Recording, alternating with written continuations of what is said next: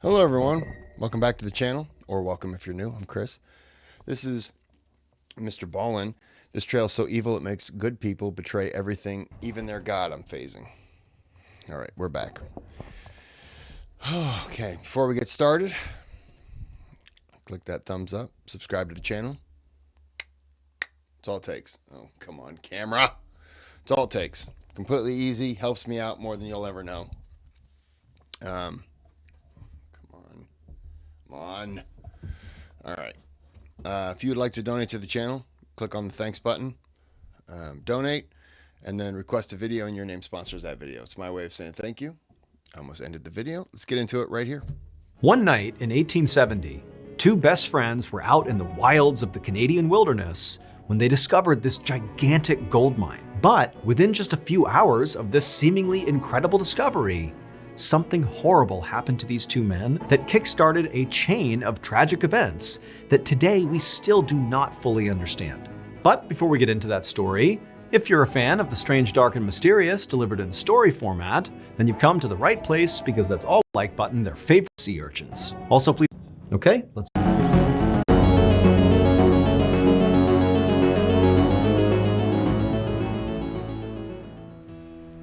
On a spring morning in 1870, a gold prospector named Frank Lemon rode his horse along the shore of the North Saskatchewan River, which is a river that runs through Alberta and Saskatchewan in Canada. Frank was at the back of a line of about a dozen men who had all been hired by a rich investor named Lafayette French.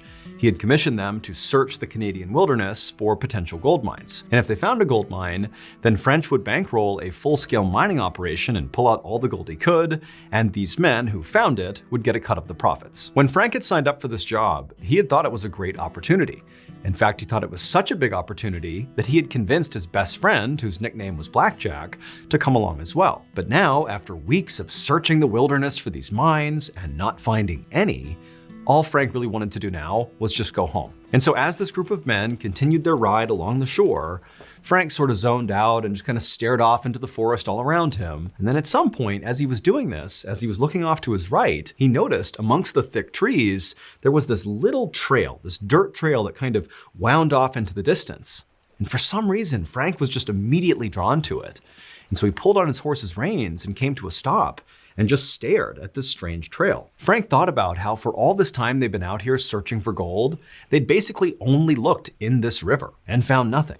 And so he thought to himself, maybe the gold is not in the river, but it's maybe out there in the woods. And maybe this trail that he was looking at might lead them to gold. And so Frank turned back around to tell the rest of the group about his big idea, to try to go down this trail here.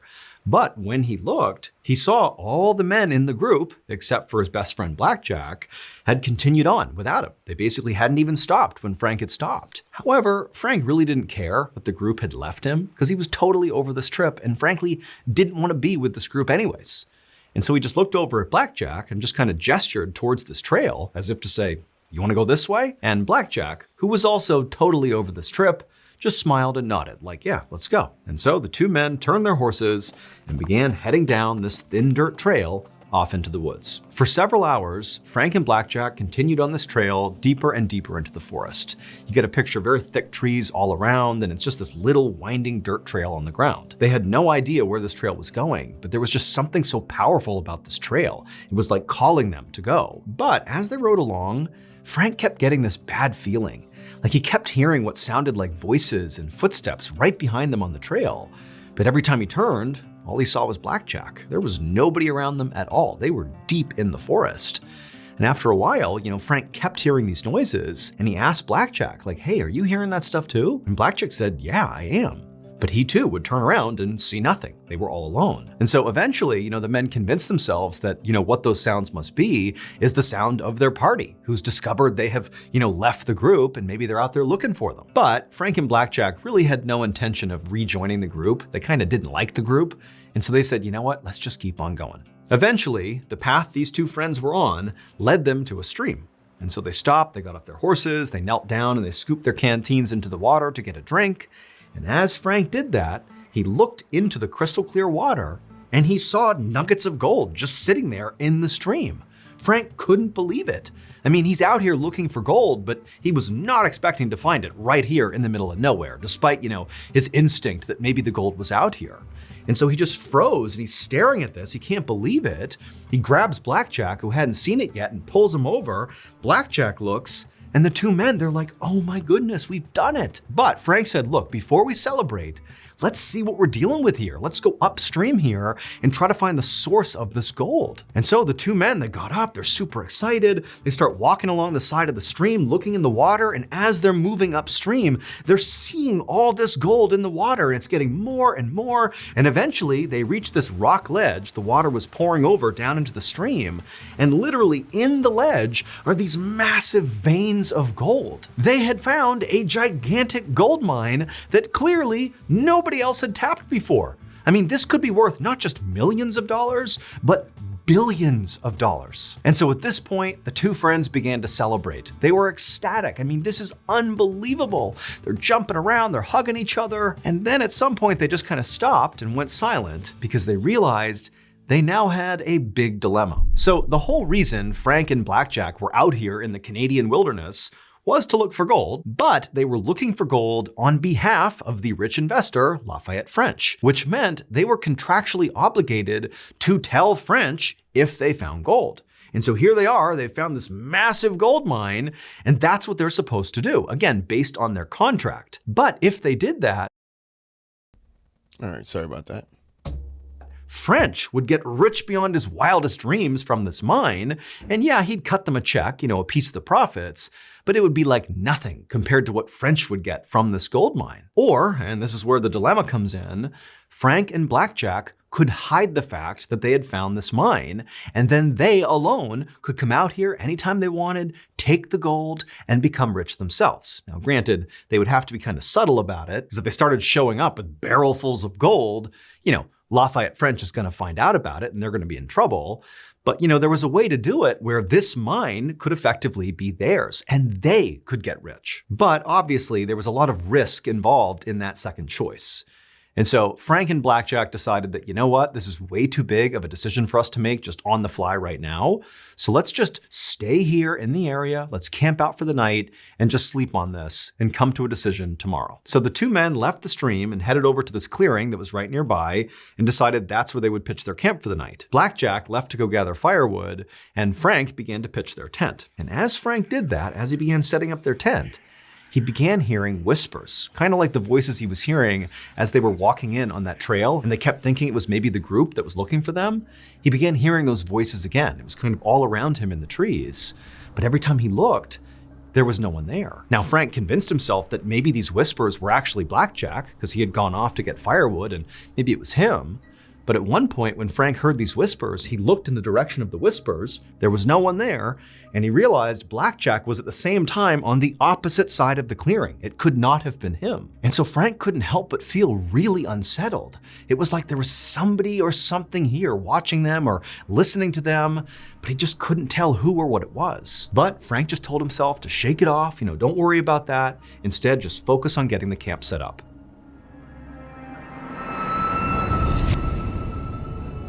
We recently launched the Announce Listening to Changing Things, brand new redacted clip. Ed had one his partner in side actors can enter the static for maximum when Velar died, clouds everywhere did manling. So you don't miss, and also watch redacted. I'm skipping through the redacted, his plug. Come on.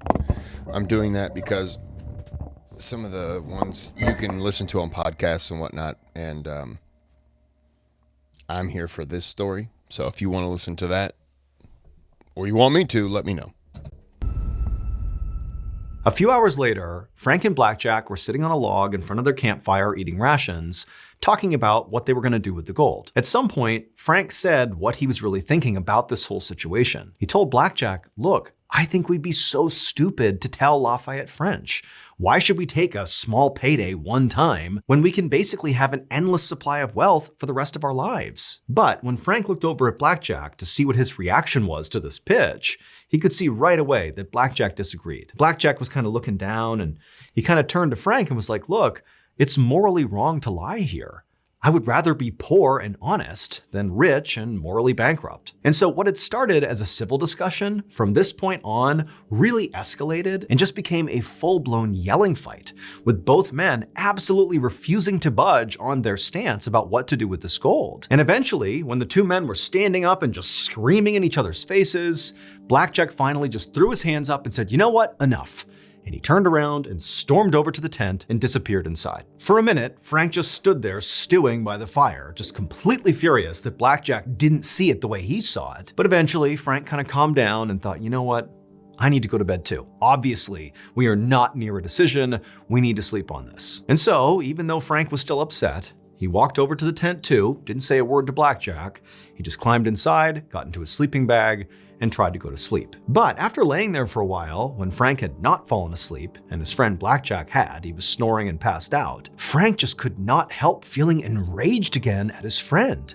Like, how can you not see this opportunity here? Why in the world would you tell Lafayette French? That's so stupid. And so Frank just laid there restlessly, tossing and turning, listening to the sound of Blackjack snoring and getting so mad at him. And as he did, Frank went from, I need to convince Blackjack in the morning that we need to keep the gold for ourselves, to I need to stop Blackjack from telling anyone. He is an obstacle. He's not a friend. He's a problem. And as he thought about this, these dark thought loops were going through his head. Frank just became consumed with rage. It was like he couldn't control what he was doing. And in that moment, Frank found himself getting up, walking out of the tent, and grabbing an axe. And before he could even think about it, he had walked back into the tent, raised the axe, and driven it into Blackjack's skull, killing him instantly. A few minutes later, Frank was outside sitting by the campfire looking at his bloody hands, wondering what just happened. How could he have just done what he did? That was his best friend. What had come over him? It was like Frank was a different person. He couldn't understand. But as Frank was sitting there grappling with what he had just done, a twig suddenly snapped over in the direction of the tent. And instantly Frank looked over, like, who's over there? What's going on? And as he looked in the direction of the tent, he began to hear this low, guttural moaning. It almost sounded like a dying animal. And he thought for a second, like, wait a minute, is Blackjack not actually dead? Is that him making that noise?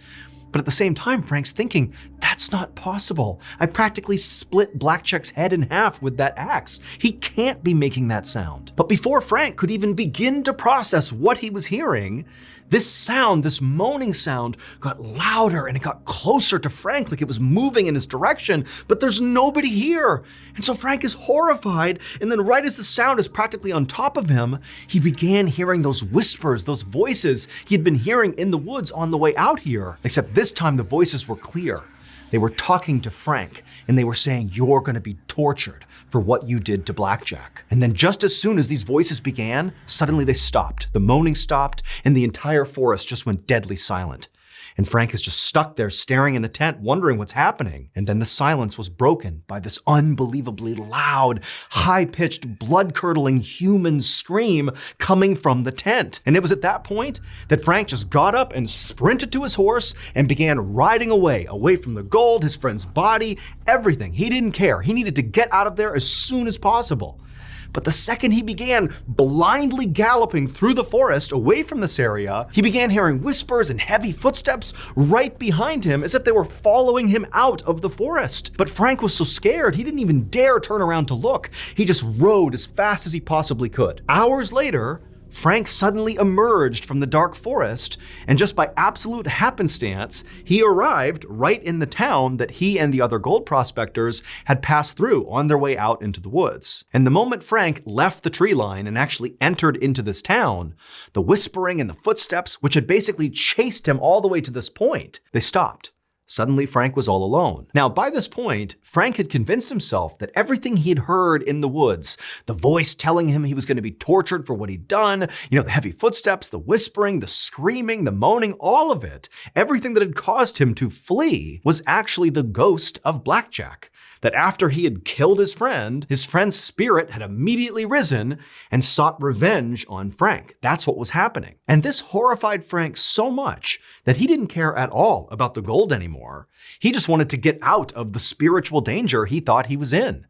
And so as he rode into this village, all he looked for was a church. And when he found the church, he went to the front steps and he sat there waiting for the priest. At dawn, the priest finally arrived at the church and found Frank sitting there looking horrible. And Frank instantly stood up, rushed over to the priest, and began begging him to save him from Blackjack's ghost. Now, at first, as the priest listened to Frank tell his story about this ghost, he just thought that Frank was crazy. But once he got Frank to slow down and sort of go over the details step by step, the priest realized that perhaps there was some truth to this story. It sounded like it was probably true that Frank really did find a gold mine with his friend named Blackjack, and at some point, the discovery of this gold mine prompted Frank to murder Blackjack. But despite the fact that this man, Frank, had just openly confessed to a murder, the priest could only focus on the gold that apparently Frank had found out in the forest. It was like this intense feeling had come over the priest, this darkness that just made him suddenly so greedy. He had never felt this way before in his life, but it was like he was laser focused on finding a way to claim that wealth that was just out there right now. And so against all his better judgment, the priest turns to Frank and says, "You know what? We'll help you.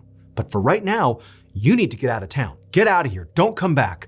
We'll go out, we'll find Blackjack, we'll give him a proper burial, and that will protect you from his ghost." And so Frank was so thankful to the priest and he took off, not realizing that the priest did not care at all about Frank at this point. All the priest cared about was getting Frank out of the picture so that that gold mine out in the woods could be his. The next day, the priest asked his friend, an outdoorsman named John McDougal, to head off into the wilderness to try to find Frank and Blackjack's campsite. And so that's what John did, and after a few hours of looking, he found the campsite. And sure enough, he found Blackjack's dead body still inside of the tent with the axe lodged in his head. And right away, John, the ever-loyal friend to the priest, began doing what the priest told him to do, which was to bury Blackjack to cover up the murder. Because the priest and John were planning to claim this gold mine for themselves, and they couldn't have this murder getting out to the public, because then officials would come out and investigate the scene, and then they would find the gold mine. They couldn't have that. And so John began digging a grave for Blackjack, and as he did, he began hearing whispers all around him in the trees. Remember, he's all alone out there. And so he began looking around, trying to figure out who's out here. Did somebody follow him? But there was no one. John did his best to keep trying to dig as quickly as he could, but these whispers, these awful voices, they just kept getting louder and louder and more pronounced and closer to him, eventually to the point where John was spooked. I mean, John was this avid outdoorsman who routinely spent time by himself out in the wild, but here he was feeling very unsettled by these voices. But despite his fear, John did what he was told and dug the grave as fast as he could. He grabbed Blackjack's body, threw him inside, he covered him up, and he put a couple of big stones on top of the gravesite to kind of make a makeshift tombstone. And then afterwards, again, despite feeling totally unsettled out here, John did the next part of the plan, which was to go look for gold, go to the stream, find the gold these guys were talking about. But as John is down by the water looking for gold, he began hearing more and more of those voices all around him. He kept spinning around, but nobody was there.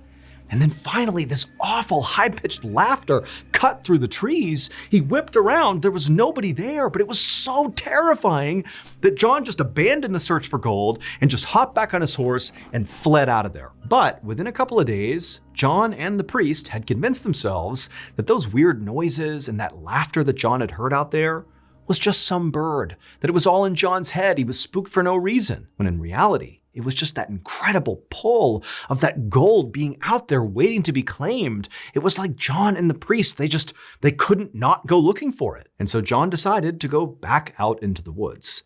Except this time, he did not go alone. He brought a group of men with him. And so this group, led by John, retraced Frank and Blackjack's steps down that skinny trail all the way to their campsite.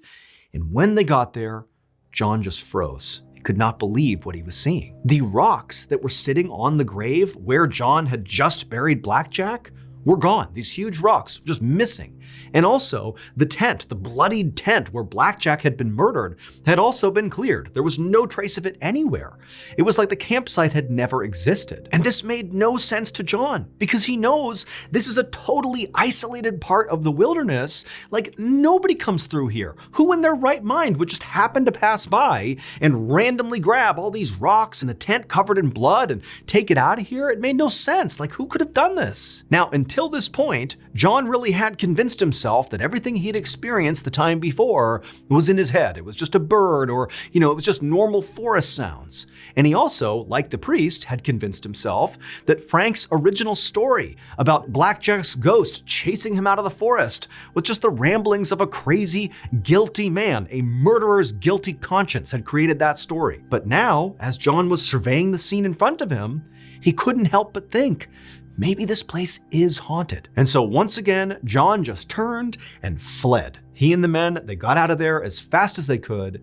And when John got back to town, instead of going to the priest, he just went right to the bar and just started drinking. And he kept on drinking until he died of alcohol poisoning just a couple of days later. And John's death started a chain of unexplained catastrophes, all connected to this gold. First, the priest, after discovering what happened to John, didn't really spend any time grieving the loss of his friend. Instead, the priest just saddled up and headed out into the woods to find the gold himself. However, he found the trail that led out to the campsite and to the gold had been destroyed in a forest fire. Then, Lafayette French, the rich investor who had bankrolled the original expedition, he heard about the mine and decided he would go find it. However, the guide that he hired to take him there literally died on the way into the forest. By this point, French had heard all the stories about how, Blackjack's ghost was out in this forest haunting the area, preventing people from finding the gold. But French ignored all those stories. Just like with Frank and the priest and John, it was like that gold had an unbreakable hold on him. And so for 30 years, French kept going out into that forest, searching for that gold mine, and eventually he found it. Or at least that's what he said in the last letter he wrote back home. But we'll never actually know for sure, because after sending that letter on that same day, Lafayette's cabin burned down and he died without telling anybody the location of the mine. And so with French's death, that sort of solidified the rumors that the haunting was real, and people began to believe that there was only one thing that could explain this almost magnetic pull the gold had on so many people, and also all the terrible fates that befell everybody who tried to go look for it. And that was that the gold mine was cursed. And today, people still believe that Blackjack's ghost is out there in the forest preventing people from finding the gold. But whatever the truth is, whether the curse is real or not, to this day, no one has ever been able to successfully find the gold again and live to tell about it. Are you the type of person who has... Sounds like a challenge. Sounds like a challenge. I will fund a trip for all of you to go. You have to, just pay for your actual trip there and food and clothing and all that stuff. It's more of a, I'm just saying I'll fund it. I'm not actually going to fund anything. It's your responsibility, but I'll take the credit for it. And I think a 100% share of the gold on my end, 100% zero, I think is, I'll take it. And I think it's something we should be doing. So just let me know when you want to go out there and find it and then give it to me. It's probably cursed. As soon as I get it, I'll die. All right. At first I thought I was thinking this was going to be the headless, what is that? Valley of the Headless Men. And I thought, I've already kind of covered that, but never heard this one. Okay, we're going to end it here. Until next time, have a good day, have a good night. And if you find that gold, keep it for a little bit. And then if people die around you, then I don't want any part of it. But if it brings good luck, just give me the whole thing, that whole nugget. Okay? Have a good day, have a good night.